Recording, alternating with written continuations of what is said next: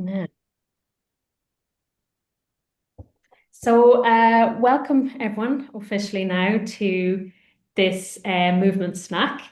We have been doing this with the Festival of Social Science, the Somatic Practice and Chronic Pain Network, and also we've been supported by UCLH, the pain management team, including Jackie and Andrea and many other people there, Alice. So we're really grateful to have this session, which is kind of specifically for clinical and non-clinical staff members, healthcare professionals. So we have Maria leading the session today.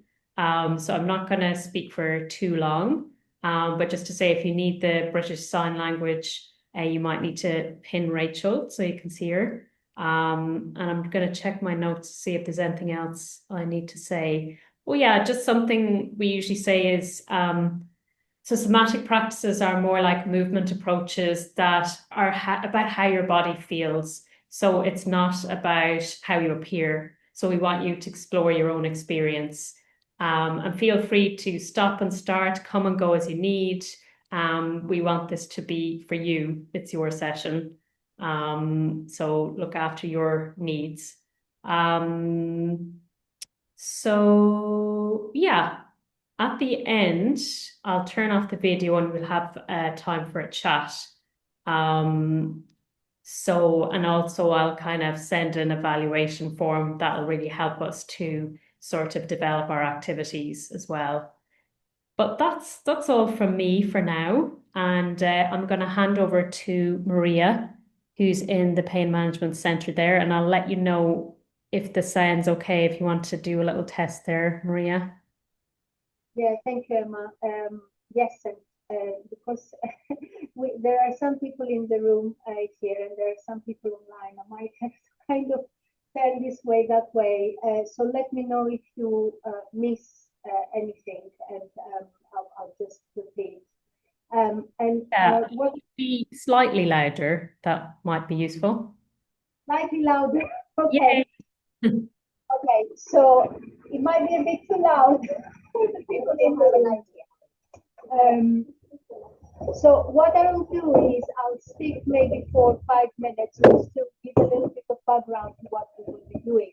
And then we will do some practical explorations. As Emma said, please take care of yourselves and feel free to do this as you wish.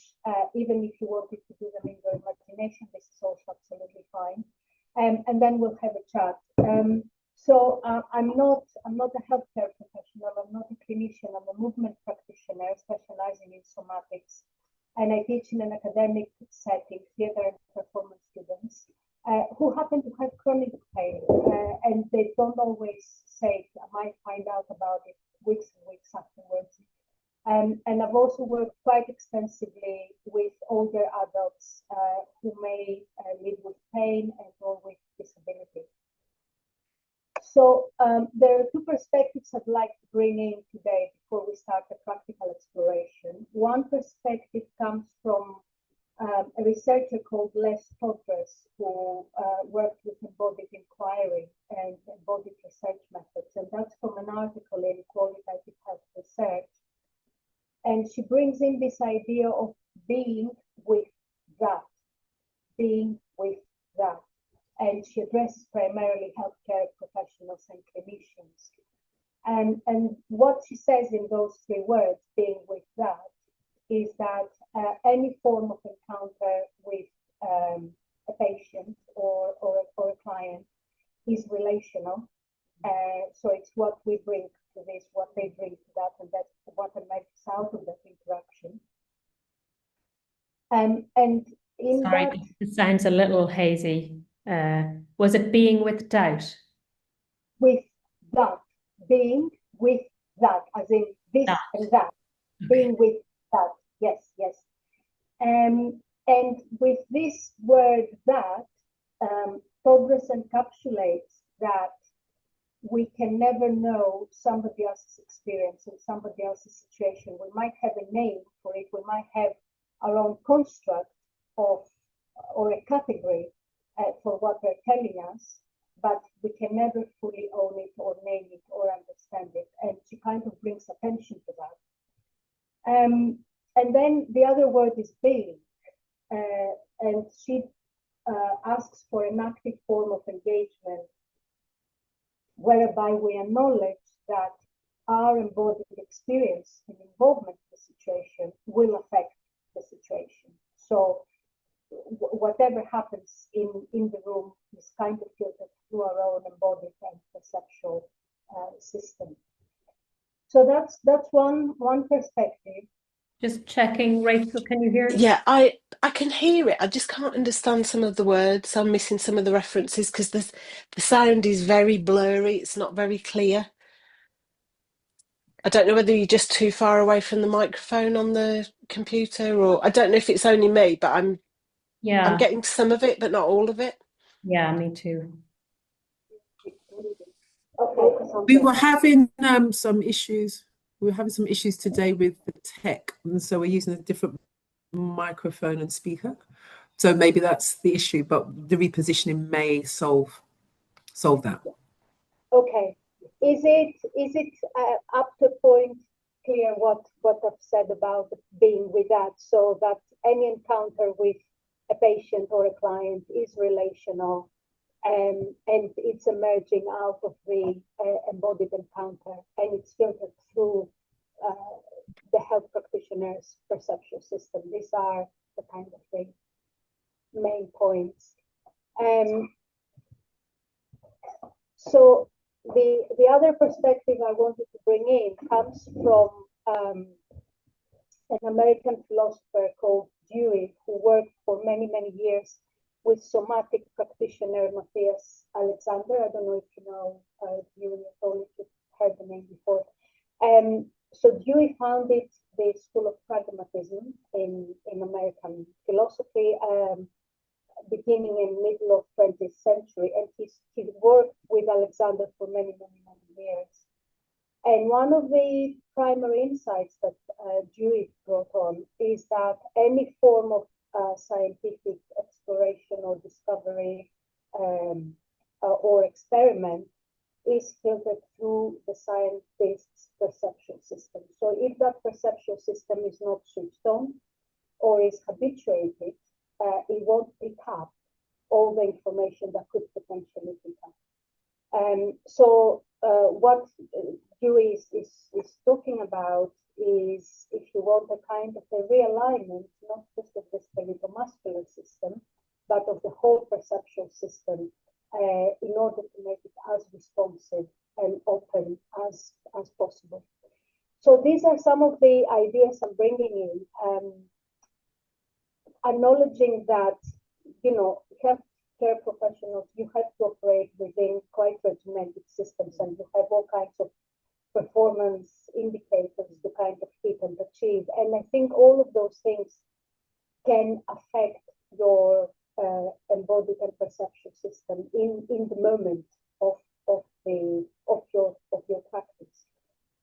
So it's how can we actually enable the system to respond a little bit better, or how can we create a little bit more space, more availability in what you do perceptually. So if we're okay to start, I would invite people to stand if it's available for you today. You can also do this in sitting, but standing will afford a little bit more space for exploration. And feel free to stand anywhere you want in your room. We don't need to have space around us as such, but you may want to position yourselves close to a window or away from the screen, or maybe close to a source of heat if you're cold today, just as long as you can hear me.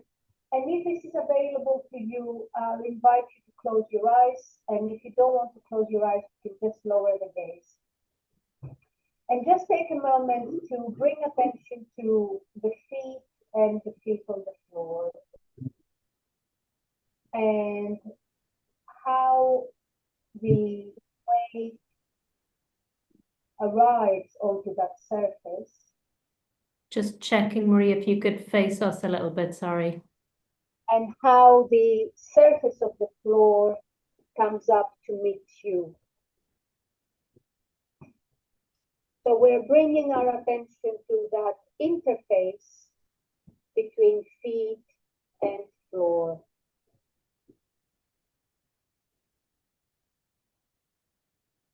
And what we're going to do next, if you want to take your shoes off, feel free to do so. What we're going to do is we're just going to play around with moving the weight on the base. So you may imagine yourself as a giant spoon in a big mug with cocoa, and you want to stir the cocoa at the base of the mug. So you can play with moving your weight slightly to the right, slightly to the left, and to the front, and to the back. And just play with the edges of that. So what happens when it goes all the way to the right or all the way to the left?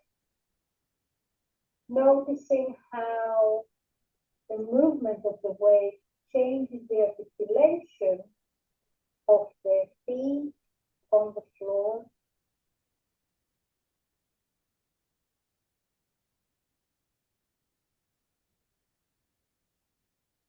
And as we allow our spoon to sway from side to side, maybe you've already started making circles or semicircles or quarters, and just feel free to explore any part of that space. So it might be that a particular part of the circle feels available, other parts maybe less so.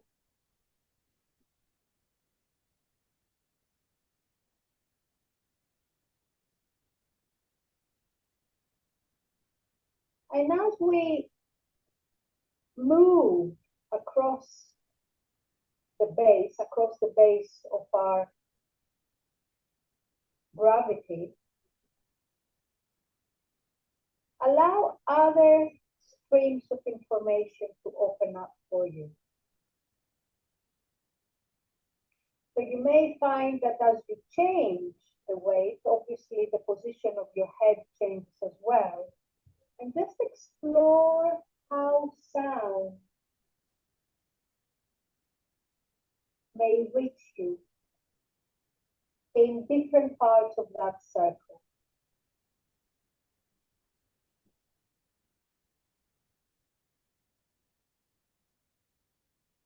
Maybe you can hear something when you lean to the right that you can't hear when you lean to the left.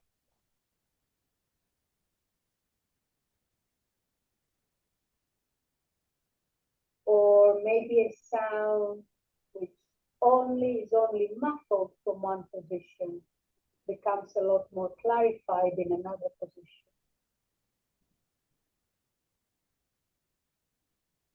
So just become aware of how the sound reaches you in that journey and how it enters your perception. And then we can do the same with the tactile sense, with temperature. You may find that even small changes in weight actually bring parts of your skin in contact with different streams of air, or perhaps light, if you have light in the space you're in. You may find that different shadows play across your eyelids.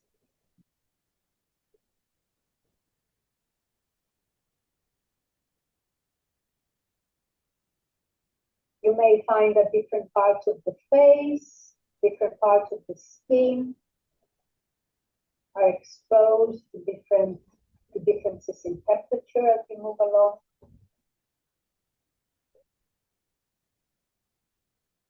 So as we're taking that circle across our base,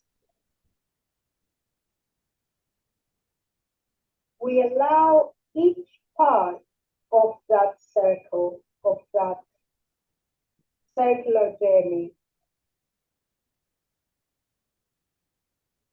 to be a space of multisensory exploration.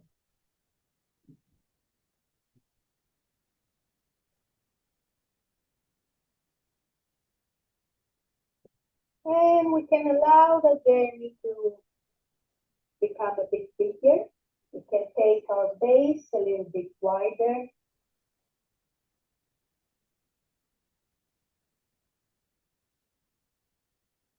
And we can allow the arms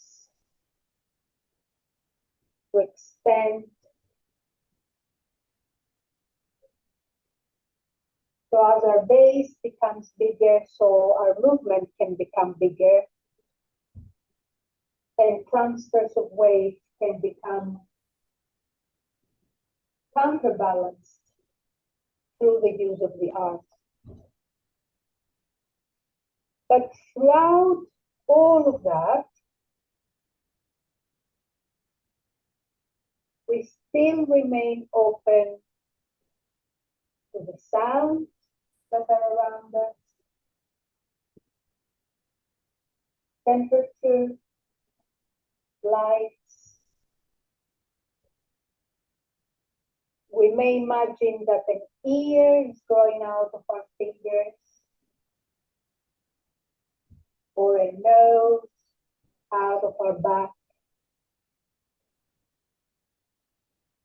So that journey across our base is a journey across our sensory environment, across all the information our senses receive constantly throughout the day.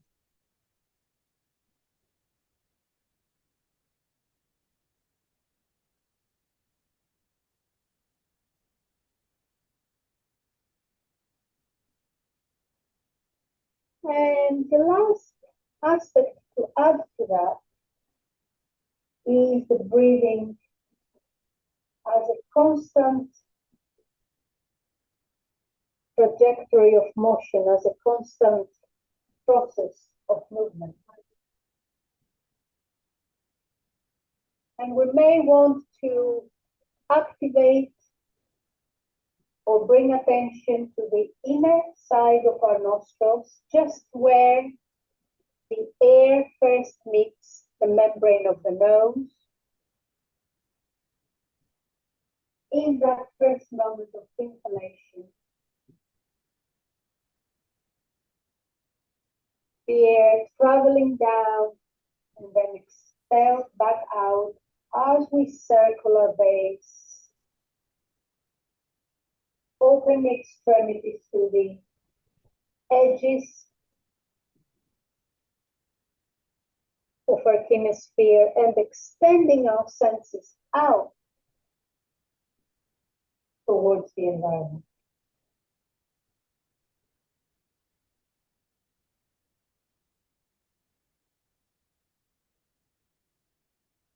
So just spend a couple of minutes exploring the various interrelationships between a process of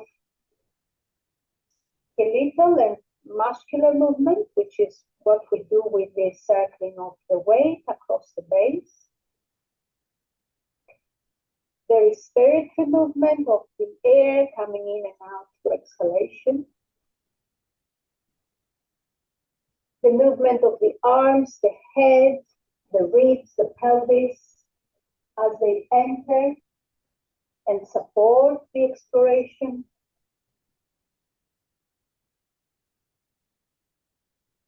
The movement of the air, even the gentle currents of air that our movement might be generating.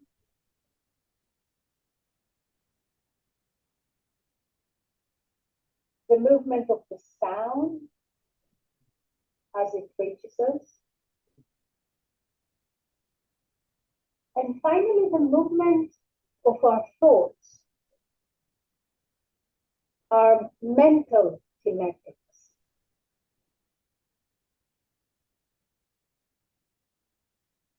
What is the speed of our thinking? Are we jumping from one thing to another? Are we able to alight to sensation? What is our internal rhythm?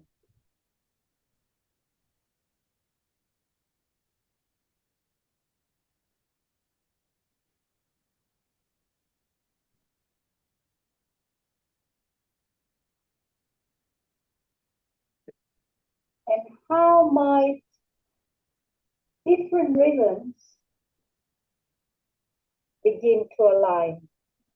How might the rhythm of our breath align with the rhythm of our movement, the rhythm of our movement with our rhythm of our thinking?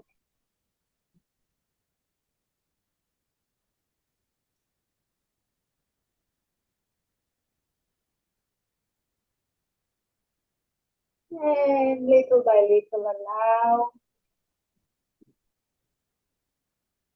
that exploration to come to an end. Allow the movement to become smaller. Allow the weight to settle. And just observe where it comes to rest, at which part of the foot. And then how out of that connection between feet and floor, our legs grow,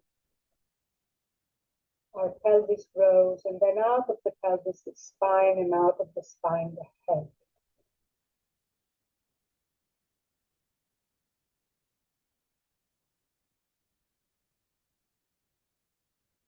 And keeping the eyes closed, bring the hands together and give them a quick rub so we generate a bit of heat.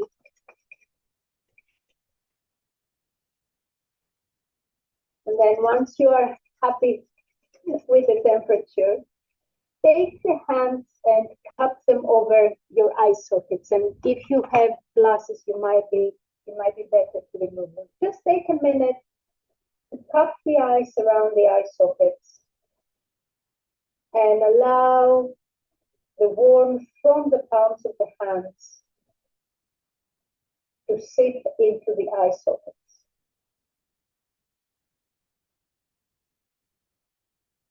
Allow the eyes to luxuriate in the darkness, the artificial darkness that you're creating with the palms. Allow the eyes to retreat, the eye sockets to soften.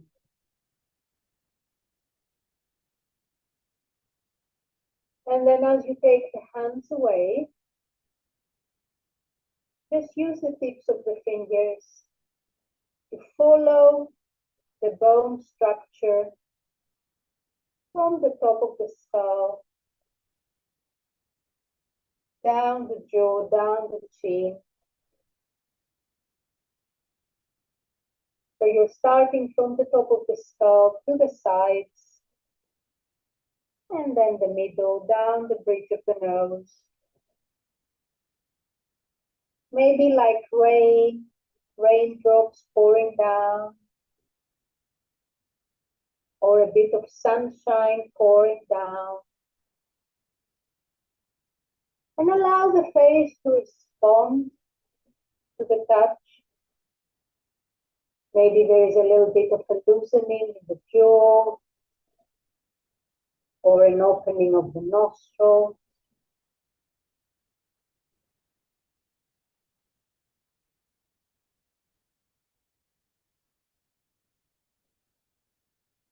And out of that, allow the eyes to open if you haven't opened already. Okay, so we're just gonna do one more exploration. For this one, you can lie down, you can sit, or you can stand. It's up to you. What Yes, and if you have a nice bed, please make use of it. So just again, if you're changing your position, just get into that new position, whatever it might be. And again, take a moment to become aware of relationship to the surface that supports you. It might be that a much bigger surfaces support you now. The feet is so bizarre that the surface on which we stand is so small in comparison to our height. And yet we stand. So maybe this has changed now for you. Maybe you have 4 surfaces if you're sitting down, or maybe you have a whole surface if you're lying down. So just be aware of what the surface is and how the weight is again distributed on that surface.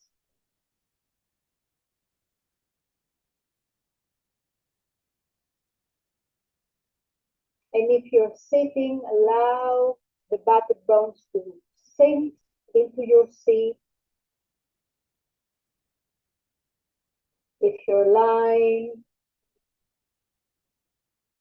allow the body to be supported by the floor, the front of the body to move towards the back of the body to move towards the floor.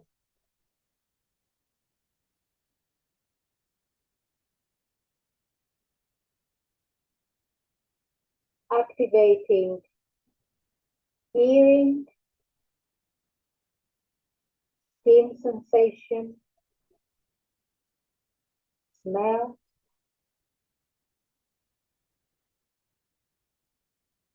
getting a sense of our breath, how the air travels in through the nostrils and out again. And from that space of constant flow, of constant change, all we're going to do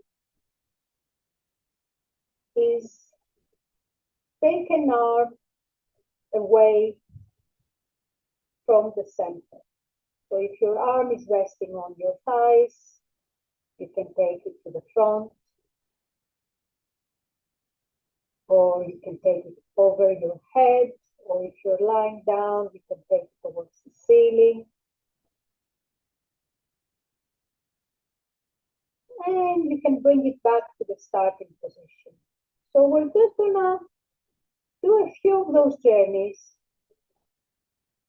towards one direction and then back to starting position. And perhaps another direction and starting position. And feel free to alternate between the arms. And what I invite you to explore now is how the base changes, the distribution of the weight along the base changes as you take one part of the body away from the center line.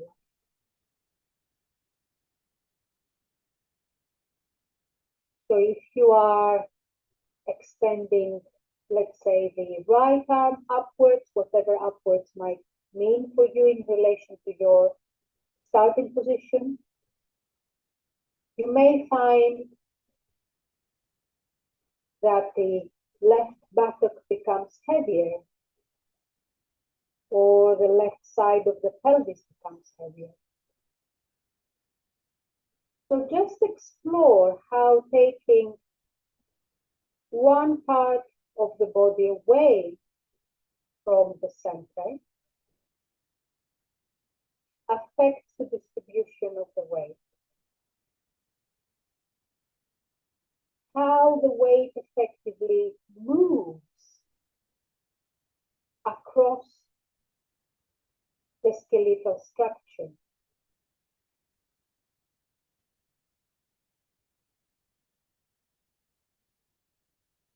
And see if you can align that process of weight moving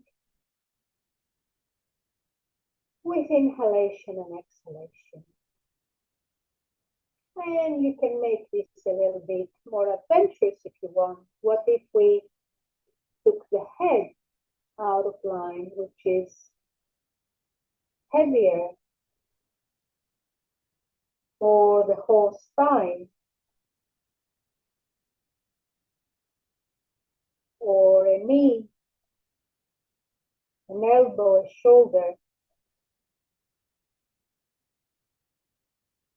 How is lifting one part of the body resulting in another part of the body going down? What's the relationship? How does the weight continuously move and transfer across the skeleton?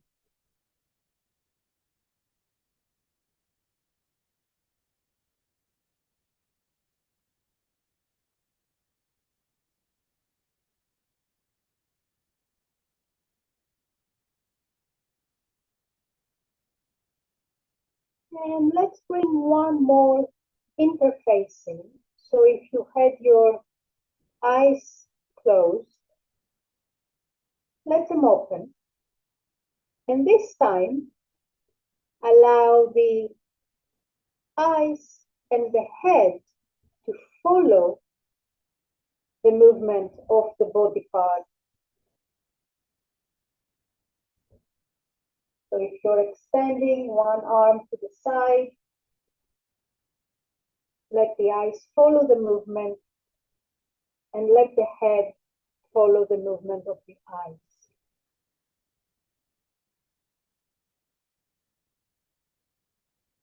So here we're working with a very deeply ingrained network between eyes, head, and hand, which is also very common to forms of dance across different cultures. In Indian classical dance, for example, there is a saying of where the hand goes, the eye goes, where the eyes go, the head goes.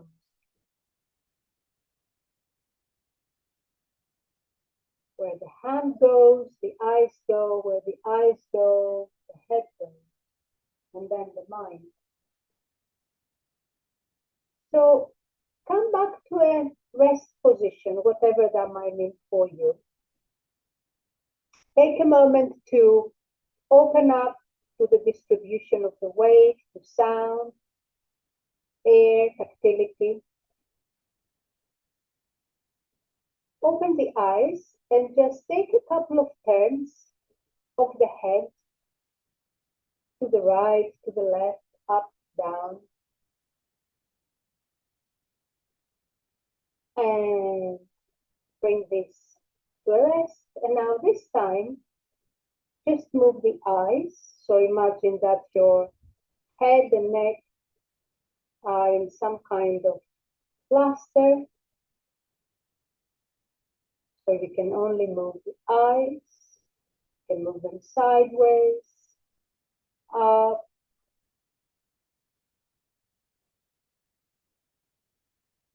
and now this time, see if you can separate the head from the eyes. Not literally, obviously, but what would happen if we turn our head to the right, but we kept looking to the left? And then to the center. So do this a couple of times and explore any direction that is available to you. Turning chin, nose, forehead, one direction and the eyes to the opposite direction. And really take your time, and this can be quite small, doesn't have to be very big.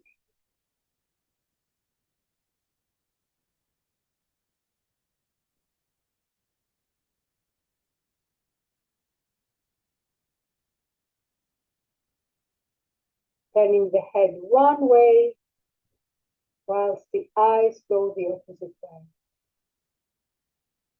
Okay, and now let's add the hand. So if we raise the hand in front of us, however that translates, imagine you have a string between your fingers and your nose. And if your hand goes to the right, your nose will also go to the right, but your eyes are going to go to the left. So hand and nose move one way, and eyes go the opposite way. And then see if you can explore another direction, perhaps nose and hand goes up while eyes go down. Or nose and hand go down while eyes go up.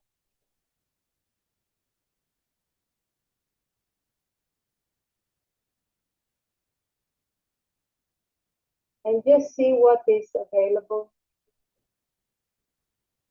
And come to rest again. And change hand if you want to. So let's take the other hand now. Again, place it in front of the face. And this time, there is a string between the eyes and the hand. So the eyes and the hand will move one way, but the head, the nose, the chin will move another.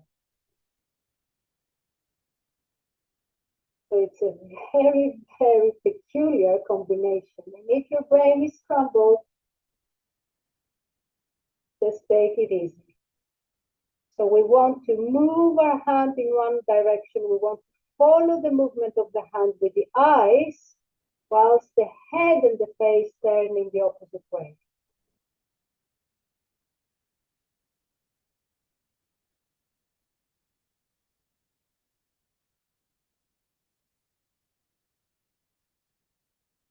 And you can play with exploring different combinations there in terms of direction. And allow this to come to an end. And put everything together again. Bring a hand in front of the face or in front of the eyes. And follow the hand with the eyes and the head. Isn't that a lot easier? There is a reason why we do things the way we do. And just again, luxuriate in the ease of that. But can we now, in the final part of our exploration, as our hand moves, we follow the hand with the eyes, with the head, can we also activate the transfer of the weight across our base, whatever the base might be?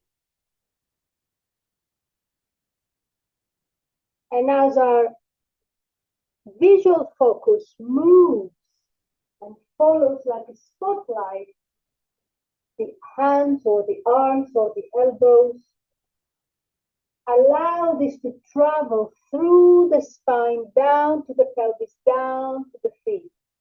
So the movement of the head and the eyes is integrated with the movement across the torso, across the spine.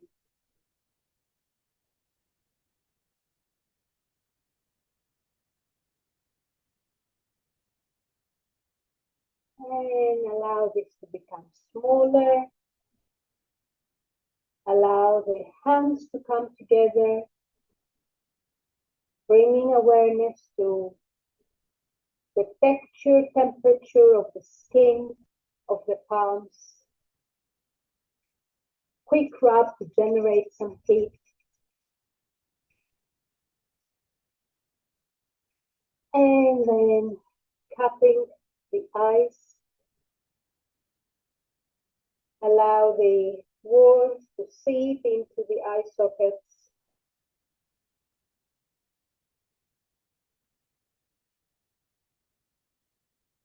And bring the hands down. Allow the eyes to open. Have a look around.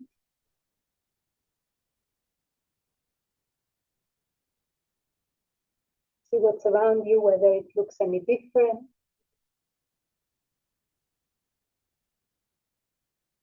And welcome back.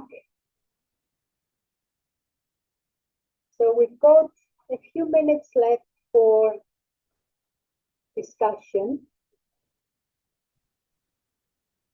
Brilliant. Thank you so much, Maria. I feel like I've had a total brain and body workout, trying to figure out where everything goes. So thank you. I'm going to stop recording now.